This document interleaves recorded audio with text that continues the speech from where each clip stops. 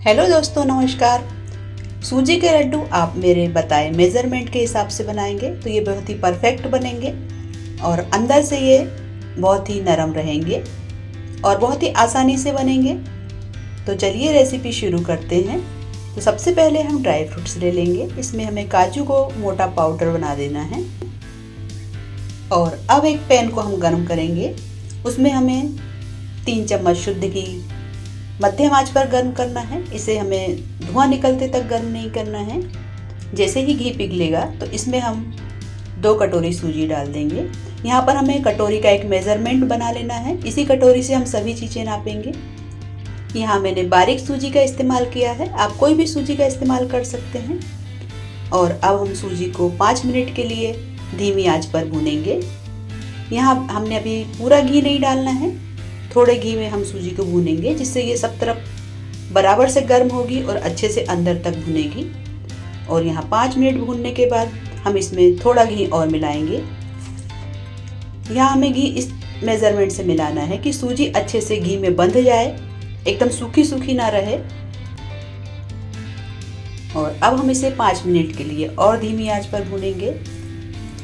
सूजी को हमें धीमी आंच पर ही भूनना है, क्योंकि यदि आप इसे तेज आंच पर भूनेंगे तो ये ऊपर से लाल हो जाएगी और अंदर से कच्ची रहेगी और लड्डू में फिर उसका टेस्ट भी कच्चेपन का आएगा। तो सूजी को हमें एकदम धीमी आंच पर ही भूनना है। यहाँ सूजी देखिए अच्छे से बंधने लगी है, बस इससे ज़्यादा हमें घी नहीं मिलाना है। और घी को हमें एक साथ पूरा भी नहीं डालना है, क्योंकि उससे भी सूजी एकदम जलने लगती है। सूजी को टोटल हमें 15 मिनट धीमी आंच पर भूनना है। यहाँ मुझे 15 मिनट हो चुका है और सूजी भून चुकी है। इसमें हल्कापन आ गया है, इसका कलर भी हल्का सा क्रीमी हो जाएगा।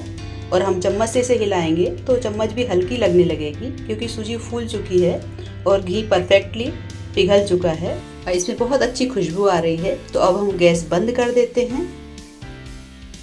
हम इसे एक बाउल में खाली कर लेते हैं। और अब इसी पैन में हम थोड़ा घी और डालेंगे और उसमें डालेंगे आधा कटोरी बेसन।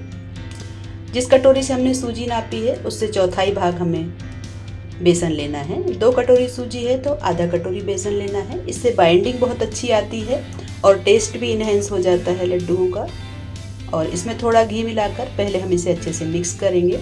इसे भी हमें धीमी आंच में ही रखना है, तेज आंच बिल्कुल ना करें। लड्डू बनाते समय हमें आंच का बहुत ध्यान रखना है। और यहाँ बेसन अच्छे से मिक्स हो गया है तो हमें इसमें थोड़ा घी और मिलाना है। हमें इतना घी मिलाना है कि बेसन अच्छे से पतला हो जाए। और बेसन की कुकिंग भी देखिए शुरू हो गई है। तो बेसन को हम 2 से 3 मिनट धीमी आंच पर भूनेंगे और जैसे ही इसका कलर हल्का सा बदलने लगे और इसकी खुशबू आने लगे तो इसमें हम मिला देंगे पिसा हुआ काजू। आप टुकड़ों में भी डाल सकते हैं। और चिरौंजी ये बहुत छोटा होता है, इसलिए इसे पीसने की आवश्यकता नहीं है। और डेसिकेटेड कोकोनट डाल दें, नारियल का बूरा। और गैस को बंद कर दें और इसे लगातार मिलाते रहें, क्योंकि घी इतना गर्म है कि उसमें ड्राई फ्रूट्स और बेसन भी अच्छे से कुक हो जाएगा। और इसमें अब हम भुनी हुई सूजी मिक्स कर देंगे और इसे अच्छे से मिला दें। सूजी ठंडी हो चुकी है तो ये बेसन का टेम्परेचर को भी कम कर देगी। और अब ये हल्की गुनगुनी है तो इसके जलने के चांस अब बिल्कुल नहीं है। तो आप इसे उतार कर नीचे रख दें। और अब एक कढ़ाई में हम लेंगे 1.5 कटोरी चीनी। आप थोड़ी ज़्यादा भी ले सकते हैं, पर 2 कटोरी से अधिक ना लें, क्योंकि इससे बहुत मीठा हो जाएगा। और इसी कटोरी से हम इसमें 1 कटोरी पानी मिलाएंगे, इससे ज़्यादा नहीं मिलाएंगे। और अब हम इसे धीमी आंच पर उबलने के लिए रखेंगे और इसे लगातार हिलाते रहें। और धीरे धीरे ये चीनी पिघलेगी और फिर इसमें उबाली आने लगेगी। जब इसमें उबाली आने लगे तो इसे धीमी आंच पर 4 से 5 मिनट उबलने दें। इससे ये इसमें हल्का चिपचिपापन आ जाएगा। हमें यहाँ कोई तार वाली चाशनी नहीं लेनी है, हल्का सा चिपचिपापन है तो ये चाशनी कुक हो चुकी है। यहाँ देखिए हाथ में चिपचिपापन लग रहा है। आप इसे पानी में डाल के देखेंगे तो ये डालते समय दिखेगी, लेकिन जैसे ही हम इसे हिलाएंगे तो डिज़ोल्व हो जाएगी। बस इसी तरह की चाशनी हमें रखना है, क्योंकि कड़ी चाशनी बनाएंगे तो लड्डू बहुत कड़े हो जाएंगे। तो यहाँ पर गैस हम बंद कर देंगे और अब इस चाशनी को गर्म गर्म ही हम सूजी में मिला देंगे। यहाँ मैं छन्नी से छान लेती हूँ, यदि कोई इम्प्योरिटी होगी तो वो ऊपर रह जाएगी। और ये गर्म चाशनी से सूजी एकदम फूलेगी। और अब आप इसे सावधानीपूर्वक अच्छे से मिक्स कर दें, क्योंकि चाशनी बहुत गर्म है। और अच्छे से मिक्स करने के बाद हम इसे ढककर 4 से 5 घंटे के लिए रख देंगे। इससे क्या होगा कि सूजी अच्छे से फूलेगी और चाशनी को अच्छे से सोख लेगी। और 5 घंटे के बाद यहाँ पर मैंने हरी इलायची का पाउडर मिलाया है और अब इस मिश्रण को हम अच्छे से मिक्स कर लेंगे। देखिए एकदम नरम सा मिश्रण तैयार हो गया है।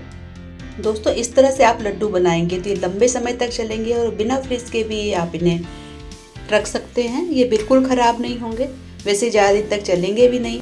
घर में इसे लोग खाकर जल्दी ही ख़त्म कर देंगे। और अब आप इनके मनचाहे साइज में लड्डू बना दीजिए। आप छोटा या बड़ा कैसा भी बना सकते हैं। इसी तरह आपने सारे लड्डू बना देने हैं। और यदि आप बिगिनर्स हैं और आपके हाथ लड्डुओं का शेप सही नहीं आ रहा है तो आप एक कटोरी में लड्डू को रखिए और इसे हल्का सा आधे मिनट के लिए घुमा दीजिए, तो ये परफेक्ट गोल शेप में हो जाते हैं। और अब इन लड्डुओं को आप सूखे नारियल के बूरा में लपेट सकते हैं। ये ऑप्शनल है, यदि आप नहीं भी लपेटेंगे तो भी लड्डू टेस्टी लगेंगे। ये लड्डू जितने पुराने होते जाते हैं उतने ही मीठे और टेस्टी हो जाते हैं। और दोस्तों ये लड्डू ऊपर से सख्त दिखेंगे लेकिन अंदर से ये एकदम रसीले होते हैं। देखिए मैं तोड़ कर दिखाती हूँ। बहुत ही नरम बनते हैं, मुंह में रखते ही घुल जाते हैं।